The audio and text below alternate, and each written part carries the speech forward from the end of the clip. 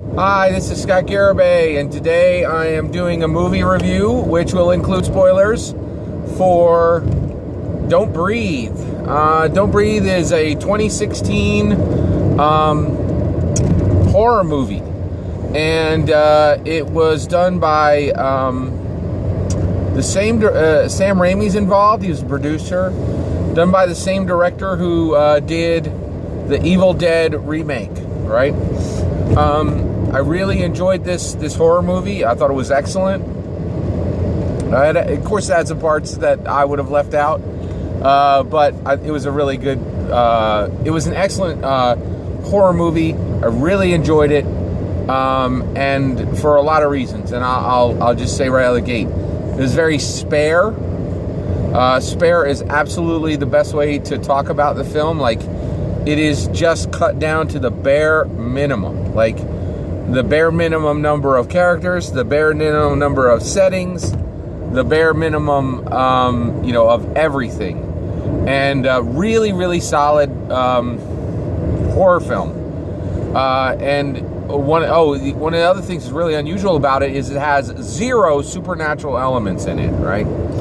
So the story is three teenagers, Money, Alex, and Rocky, go to this blind veteran's house to rob him of $300,000 in cash.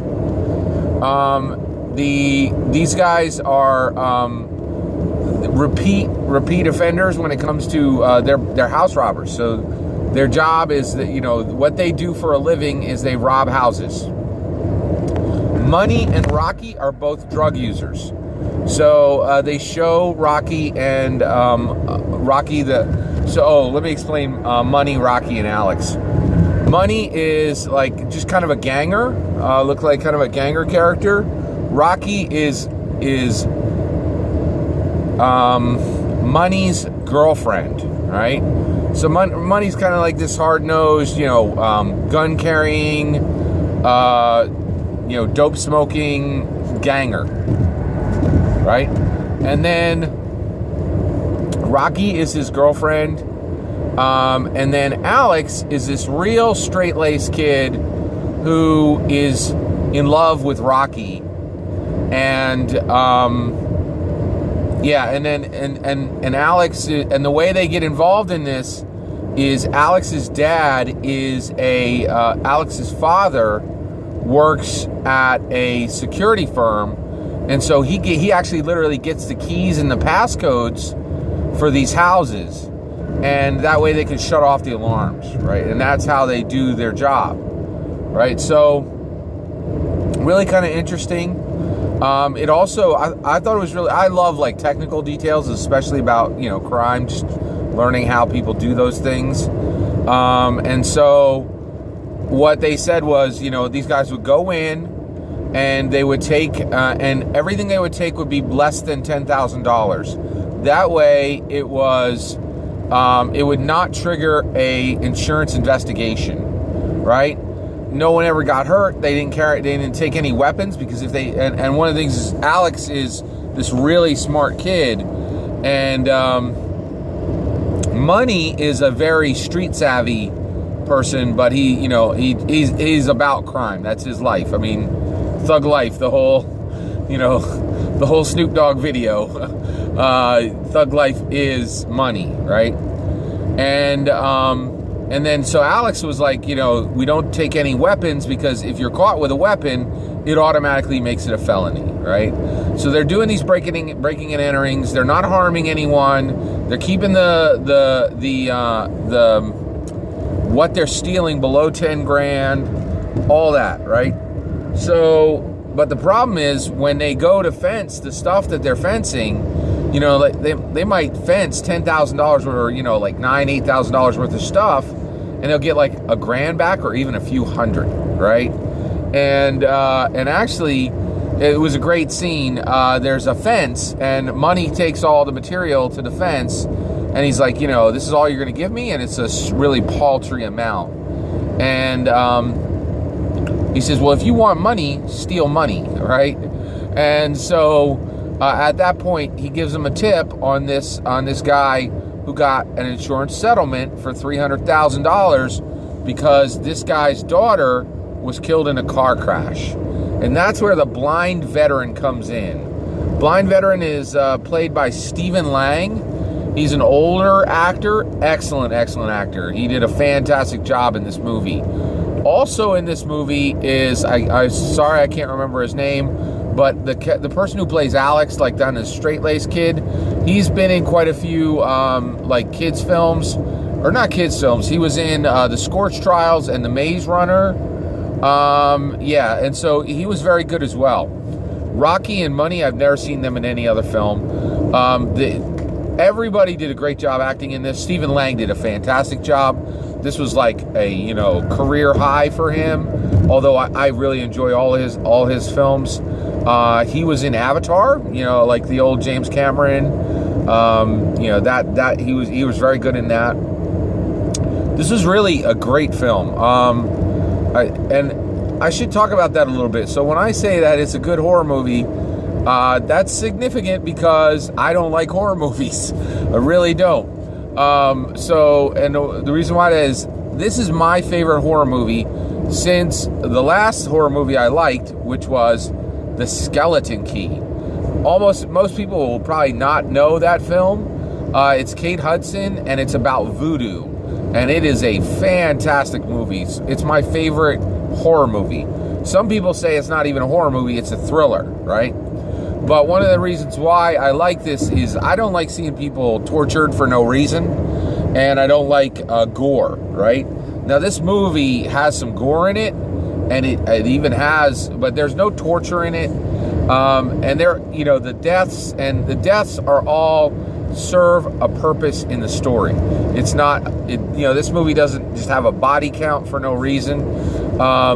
And the antagonist, the blind veteran, is fantastic. He is so deadly in this movie, and he's a really significant bad guy that, so they go into his house, and he's got this, since he's blind, he knows the house backwards and forwards.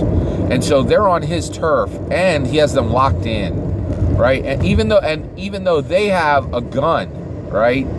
He also has a gun up in his room, which comes into the story later. But, he kills Money at the very beginning of the movie, probably about 25% in, maybe 15 or 20% in. He kills Money, and with Money's own gun, which is just, and also Rocky and Alex see the blind veteran do this. They see him kind of slowly approach Money hesitate for just the smallest second, and then the blind veteran used that hesitation to kill him, right? And then at that point, it just goes from there, man. And it's just nonstop. The movie is really, really ratchets up the tension, and it is a scary film. You care about the characters. Generally, nobody cared about Money. He was, he was a bad guy. One thing I kind of liked was the drug use they show in the film is marijuana, and and the way they tell you, oh, Money is not a great guy. He refers to Rocky with the B word. That kind of negging. He has a negging relationship with her. Like he'll tell her that she's not much and kind of keep her low esteem down. It's part of that whole negging culture, and that's his relationship with Rocky. Well, Alex really loves Rocky, and constantly throughout the movie he's doing all these things to save her and to really help her, right? And it's interesting, the way the relationship between her and Rocky goes, or between Rocky and Alex goes. But one of the things that's interesting is Money, they're kind of telling you, hey, Money's going to die early. You really don't need to care about this character because he's not worth caring about because he's a predator. He preys on other people. He's constantly stealing, and he treats his girlfriend really badly. And then also another cue they give you that Money is kind of a villain is his drug use. So he's almost always shown smoking pot, right? With smoking marijuana, and and I kind of enjoyed that part of the movie, having marijuana shown as a indicator of villain. And the reason why is I feel very strongly about marijuana. Someone I care deeply for went from using marijuana to much, much harder street drugs, and so I believe that marijuana, and I believe marijuana is incredibly dangerous and is really a blight on our country. So kind of like seeing that shown, like kind of actually demonstrated in the film, because it kind of validates what I believe, or actually reflects it. It reflects my belief on the drug, that the drug is incredibly dangerous. And the other reason why I feel so strongly about marijuana being a heavily negative influence on our country is it is. I mean, if you don't think marijuana is a gateway drug, you are not paying attention. It is not a gateway drug. It is the gateway drug. So the person I knew who really, their life was devastated, absolutely devastated, and they went from buying marijuana to much, much harder street drugs from the same dealer, and all it took was just one bad life event, right? And it was just a roller coaster all the way to the bottom, including prison and a whole bunch of things. It was terrible. So if you don't think that marijuana is a gateway drug, it absolutely is a gateway drug. Just pay attention.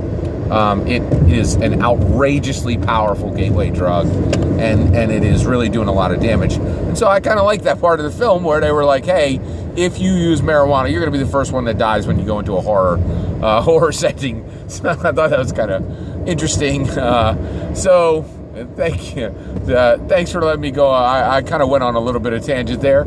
I'll rein it back in. So one of the things that is interesting in the film is, one of the other things I thought was, super interesting, of course, like I warned in the beginning, spoilers all over this, Alex dies. That shocked me. That absolutely shocked me, right? So Alex is a straight-laced kid, and I thought that him and Rocky would get out with the money at the end. In the end, Alex gets out with the money, which is $1 million in cash.